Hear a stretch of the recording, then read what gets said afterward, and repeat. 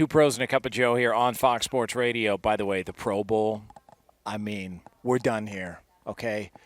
Enough's enough. That's it. Enough's enough, man. This isn't the same Pro Bowl where you're getting VAR Islands on Waikiki. No, you really weren't. Instead, like it's like they're doing like long snapping competitions, guys fielding punts. Like the whole thing's like, what are we doing here? I never went to one. I obviously enjoyed watching it back in the day, and I think players, and I'm not going to speak for LaVar, but I think guys like took it as the, like the ultimate honor. Right? Playing amongst the best in the league and getting the opportunity to do that. Is it because it's not in Hawaii, LaVar? Like what, or just because now guys are getting paid so much, no one wants to take the risk? I don't know. I don't.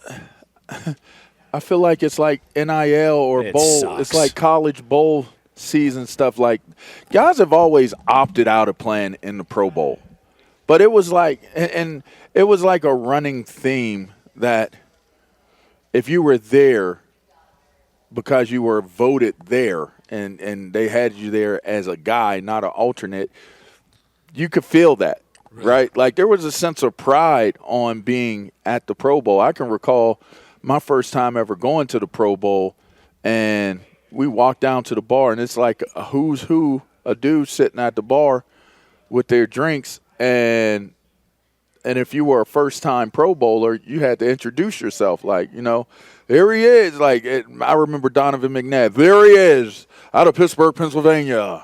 He's a linebacker. He's good. This is his first Pro Bowl. Who is it? And everybody be like, it's LaVar Arrington. And then it's like, oh, you be sitting there feeling good. And before you get to the end of feeling good, they're like, and the next round's on him. Right? And it was amazing. That's how I got to know a lot of guys where I first met Willie McGinest and guys like that, like playing bones with them. What up, Willie? Willie Mack. Yeah, Willie Mack. I seen him at a volleyball tournament not too long ago. Shouts out to Willie Mack. He is in that gym, I'll tell you that. Yes, he is, man. Adonis. Adonis. That dude is built something different. Stacked. And to the gills. Tripod. Old long Willie. I mean, don't mess with Sweet D Willie. Don't mess with him. He's got that reach. Yeah. Got that reach. Big Mac. But I just feel like for some strange reason, the luster, the clout that's connected to the Pro Bowl is gone. But I think there's a lot of old ways that are dying. I mean, just the way that athletes are, the way that their mentalities are, it's just a very different. Everyone's friends now. It's just very different, man. What is with that? Like everybody is friends. Okay, is it our friends? I know we don't have a lot of time for this discussion, but is this like a byproduct of there's so much like hate out there on social media and just in general? That like people then have to be more friendly with one another. I'm gonna tell you what I think it is because I'm watching it happen firsthand. Social media has given people the opportunity to connect with one another first and foremost. Okay.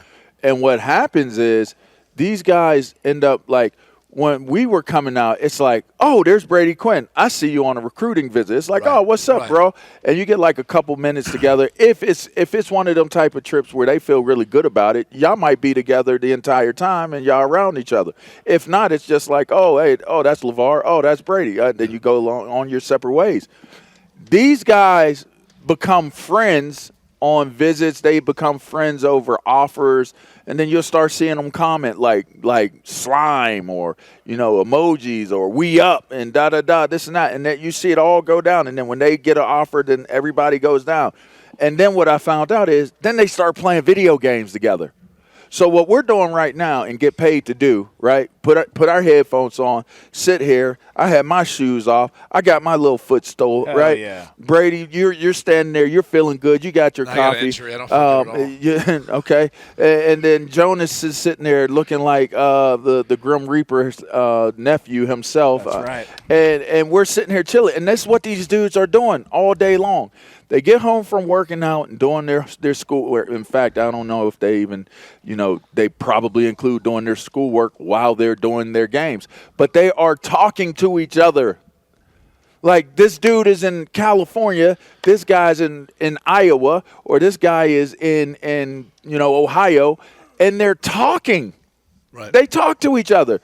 So they become friends. They see them on the 7-on-7 circuits. They sense. see each other. So the connectivity is so different in today's culture that by the time these dudes make it to the league, they've been friends since they were doing UA Next camps or doing, Nike camps and all that stuff. But where's the competition? Like, that's the thing is, like, it's just different. The competition hits differently. And I'm not talking like sportsmanship.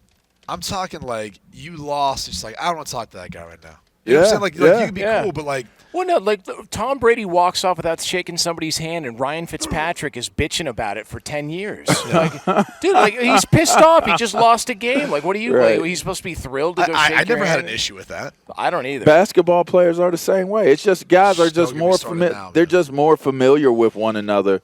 Like, I'll put it this way: the whole Duke North Carolina, because there was a game over the weekend. Yep, there was. Completely changed. Yeah, like that was like the rivalry Right. amongst some others. Yeah, Right? Unrecognizable. Now you're like, there's not even hype around it. The dudes aren't even like cutthroat with each other about it. It's just. Duke plus 4.5. What a But waste. you know what though? But that brings it back to like some of the football rivalries. There is still sometimes some of that, like Ohio State, Michigan. Yeah. You get some of They that. get a some little of those, chippy. They get chippy. Yeah, they get a little chippy. Yeah. Well, listen. Kansas City, I miss those old school dudes. and man. Baltimore, I miss the old school dudes, man. So anyway, back to the original point of missing it. I mean, I just think that the Pro Bowl is more about bro code now. Like, they have a good time with hanging out and turning into what they turn it into, and that's what it is. But it certainly does not give you the feel of the old Pro Bowl. In fact, it makes you wonder, what is the value of being a Pro Bowler? Like, they say this is what leads to you being a Hall of Famer, and it's like to say, I guess it matters to be voted a Pro Bowler, but I feel like the festivities of being a Pro Bowler almost devalues the level of clout that it represents to become a Pro Bowler. Yeah. I mean, again, another great point for like another conversation another time. But you do look at some of the guys who are part of it now, and you're like, Yeah. like that's not going to help. That's not going to help. No.